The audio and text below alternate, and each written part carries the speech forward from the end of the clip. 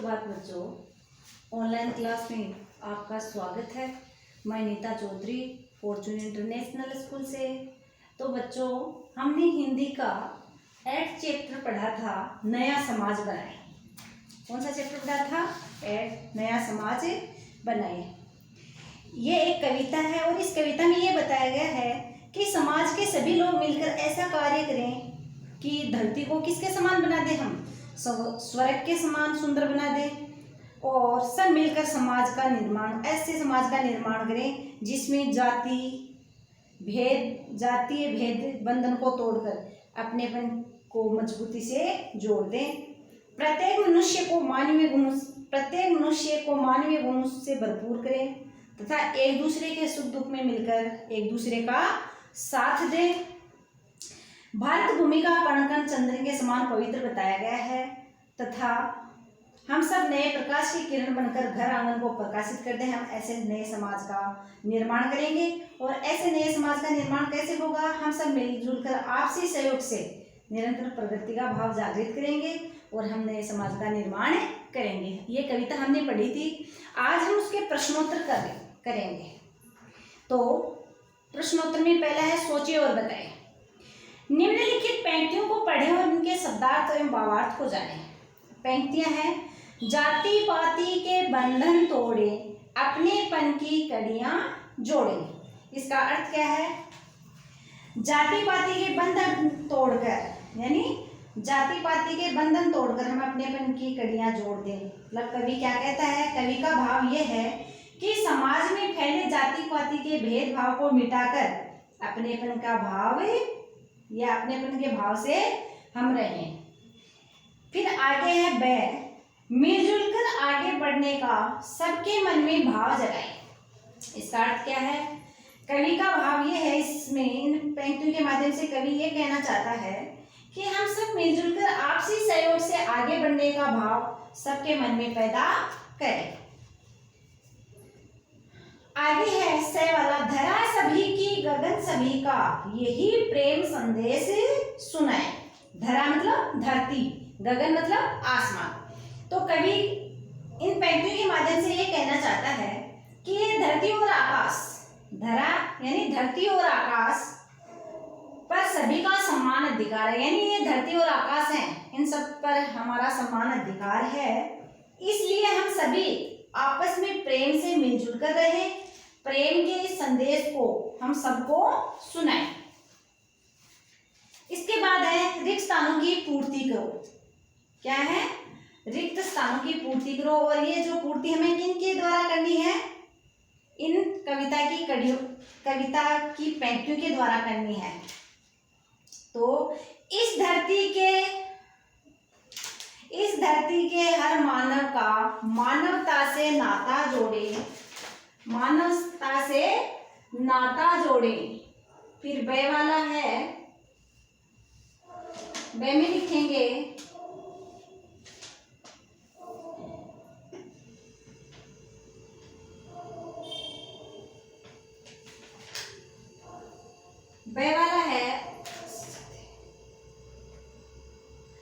नई रोशनी की किरणें बन आज सजा दे हर घर आंगन। उसके आगे है श्रम को जीवन मंत्र बनाए, ऊंच नीच का भेदभाव मिटाए। मतलब रिक्त स्थानों की पूर्ति करें। ये कविता दी गई है और इसमें ये जो कविता की पंक्तियां हैं इनको हमें पूरा करना है। तो पहले में आएगा, इस धरती के हर मानव का मानवता से नाता जोड़े।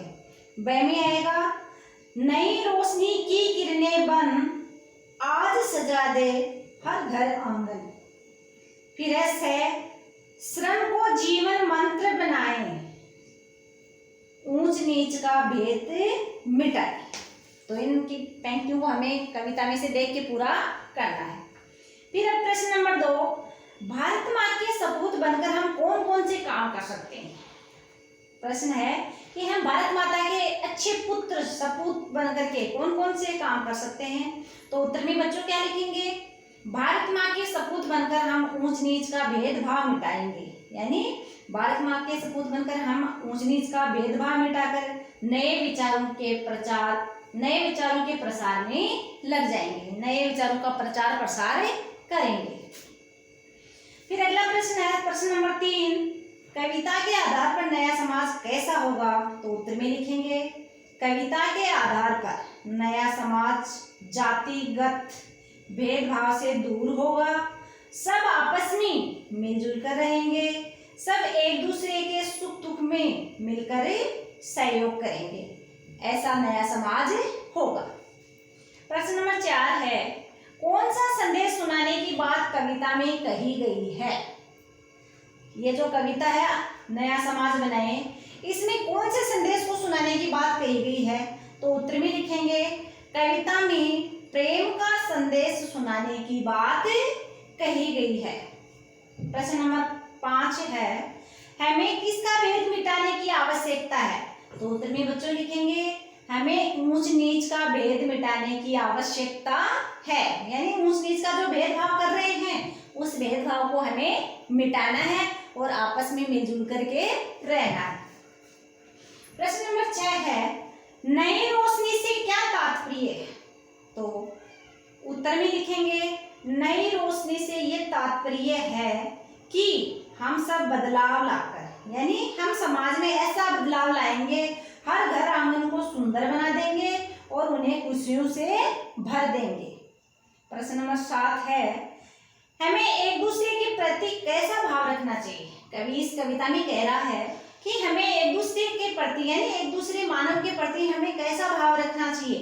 तो उत्तर में लिखेंगे बच्चों, हमें एक दूसरे के प्रति मिलजुल कर रहने तथा प्रेम का भाव रखना चाहिए। कवि ने क्या कहा है इसमें कि हमें एक दूसरे के प्रति मिलजुल कर रहना चाहिए तथा प्रेम व भाईचारे का भाव रखना चाहिए।